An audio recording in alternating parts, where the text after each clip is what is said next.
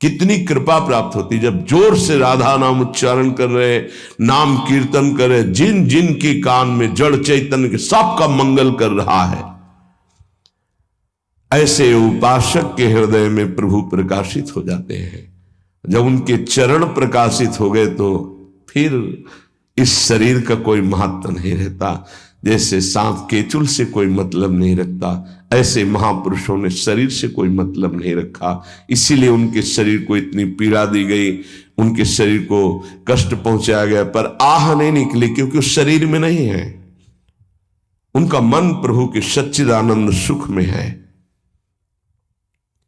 कलिम सभा जयंत्यार्या गुणज्ञाः सारभागिनः यत्र संकीर्तने नैव सर्वः स्वार्थोऽभिलभ्यते। इस युग में महान साधना है नाम, नाम का जप, नाम का कीर्तन। तुम्हारे सारे स्वार्थों की पूर्ति और परमार्थ की पूर्ति इसी से हो जाएगी। इसलिए जो चतुर शिरोमणि हैं वो इस युग के गुण को जानने वाले सारग्राही भारी प्रशंसा कलयुग की करते हैं कि जो बड़ी बड़ी 10-10 हजार वर्ष की साधना से लाभ नहीं मिलता वो कलयुग में नाम कीर्तन से मिल जाता है, नाम जप से मिल जाता है। दाहिने पैर के अंगूठे के बल खड़े होकर के केवल दाहिने पैर का अंगूठा भूमि में स्पर्श, दोनों हाथ उठाए हुए 10,000 वर्ष तक जब, तब कोई बात। यहां केवल नाम कीर्तन से, नाम जप से परम लाभ। नाम में बहुत बड़ी सामर्थ्य है। विश्वास करो और पकड़ लो नाम। ये जो नाम चर्चा होती है ना, ये सार बात तुम्हें सुनने को मिल रही है, इसे पकड़ लो, ऐसा मन में बैठा लो कि अगर नाम नहीं चल रहा तो आपकी बहुत बड़ी हानि हो रही है। ये बहुत परम ज्ञानी हनुमान जी भी महाराज कहते, कहा हनुमंत विपत्ति प्रभु सोई, जो तो सुमिरन भजन न होई।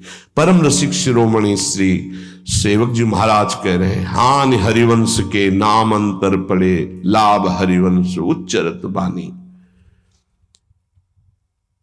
उनकी जिह्वा बड़ी पावन हो गई है जिनकी जिह्वा में नाम चल रहा है।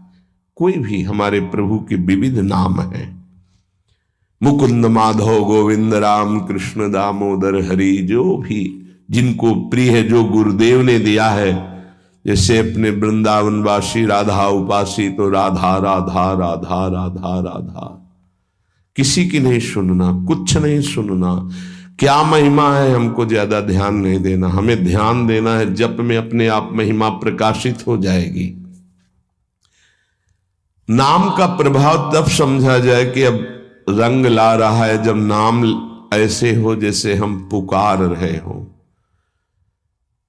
राधा अंदर से निकले, आंखों से अश्रु निकले, रोमांच हो जाए, हृदय गदगद हो जाए, पूरा स्वर निकलना मुश्किल हो जाए, नाम निकलना, ये है इसका फल। एक भक्त ऐसे रस में डूबा हुआ है नाम के, तो एक दिव्य तेजमयी शक्ति सामने आती है। वो पूछता है, का तुम, कौन हो तुम? मुक्ति रूपागतास्मि भवती कस्माद कस्माद श्री कृष्ण स्मरणेन देव भवतो दासी पदम प्रापिता दूरे तिष्ठमनागनागसि कथम कुर्याम अनार्यम मयि त्वदगंधान् निज नाम चंदन रसालेपस्य लोपो भवेत्। कौन है तू? मैं मुक्ति हूं, मोक्ष पद, कैवल्य परम पद। तुम्हारी सेवा में उपस्थित हूं क्योंकि तुम निरंतर नाम जप करते हो। मुक्ति रूपागतास्मि भवती कस्माद कस्मादिह, तो तुम बिना बुलाए आती हो क्या? मुक्ति से। हां, तुम्हारे जैसे भक्तों के पास जो निरंतर नाम जप करते हैं, मैं उनकी दासी बनना चाहती हूं, मोक्ष पदवी। नहीं तो अकस्मात क्यों आ गई? मैंने चाहा नहीं। तुम जिन देवाधिदेव प्रभु का नाम जप कर रहे हो, श्री कृष्णचंद्र जी का, मैं उनके दासों को यह पद प्रदान करना चाहती हूं। मुझे कृपा करके स्वीकार कर लीजिए। ध्यान दीजिए, मोक्ष पदवी क्या कह रहे? मुझे कृपा करके स्वीकार कर लीजिए, बड़ा उपकार होगा कि आप जो मुझे स्वीकार कर लेंगे। तो बोले, दूरे तिष्ठ मनागना गशी कथम कुर्याम अनार्यम मई। ए, दूर खड़ी रहे मोक्ष पदवी से, तू मेरी दृष्टि में नितांत अपराधी है।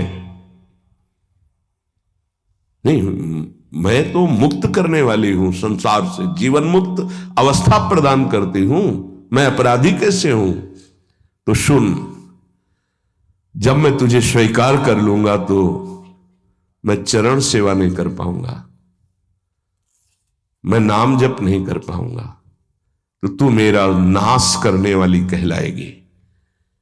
तुम्हारी तो सुगंध मात्र भी मुझे पसंद नहीं। मुझे मुक्त नहीं होना, मुझे आसक्त होना है श्री कृष्ण चरण सेवा और उनका नाम जप। और तू मुझे श्री कृष्ण में लय कर देगी? नहीं चाहिए, मैं स्वीकार नहीं करता। मैं भगवत दास हूं, इससे बढ़कर तेरा पद नहीं है। तू भगवान का विस्मरण करा देगी, क्योंकि लय हो जाने पर सत्ता ही नहीं रहती। ये मेरा नाम छूट जाएगा जो जप रहा हूं, ये मेरी सेवा छूट जाएगी। मैं उपास्य देव में लीन होकर उपास्य देव नहीं बनना चाहता, मैं उपास्य देव की सेवा में और नाम जप करना चाहता हूं। इसलिए तू अनार्य है, मेरे सामने से हट जा, मैं तुझे स्वीकार नहीं करता। त्वद्गंधा निज नाम चंदन रसाले पश्चलोपो भवेत। तेरी गंध भी आ जाए तो भगवत प्रेम का लोप हो जाता है, इसलिए मुझे नहीं चाहिए। ये नाम जप की महिमा। भगवान ने भी कहा, दीयमानम न ग्रहणन्ति बिना मत सेवनम जना। अगर मैं उनको मोक्ष पदवी भेजता हूं, देता भी तो वो स्वीकार नहीं करते हैं। बहुत विचार पूर्वक देखा गया